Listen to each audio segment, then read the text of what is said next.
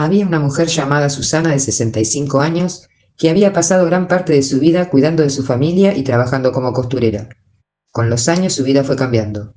Sus hijos crecieron y se mudaron lejos, su marido había fallecido hace varios años y las largas horas que antes llenaban su día quedaron vacías. Susana, que siempre había sido una persona activa y fuerte, empezó a sentir el peso de la soledad. Una noche, cuando no podía dormir por el eco de los recuerdos y las preocupaciones, un médico le recomendó unas pastillas para el insomnio. Al principio Susana se sintió aliviada.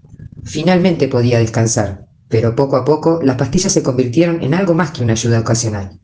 Empezó a tomarlas no solo para dormir, sino también para calmar su ansiedad, para sobrellevar los días más grises. Con el tiempo, Susana se dio cuenta de que ya no podía dormir sin ellas y el vacío en su vida no se había llenado. Las pastillas le adormecían el cuerpo, pero no curaban su corazón. Empezó a depender de ellas y aunque sabía que era un problema, no encontraba la fuerza para detenerse.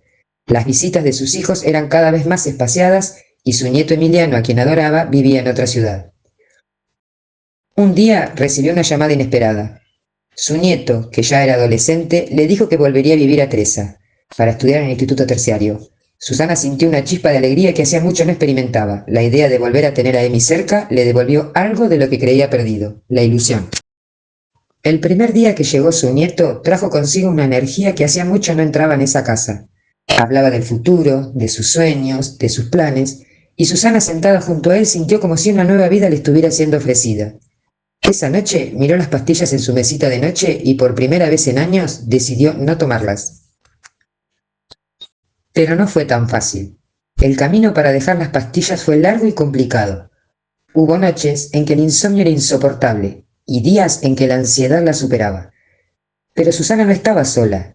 Emi, sin saberlo, era su mayor apoyo. Un día, mientras caminaba por la plaza, Susana se encontró con Amanda, una amiga de la juventud con quien había perdido contacto hacía años. Se abrazaron como si no hubiera pasado el tiempo. Amanda, que siempre había sido un espíritu alegre, empezó a visitar a Susana con frecuencia. Se reían juntas, recordaban viejas historias, y entonces se dio cuenta de cuánto había echado de menos a sus amistades y a su vida de antes. Con el tiempo, Susana se fue volviendo a conectar con más personas.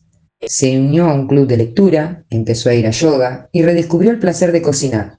Las pastillas, que antes habían sido su refugio, fueron quedando atrás hasta que un día las guardó en un cajón sabiendo que ya no las necesitaría más.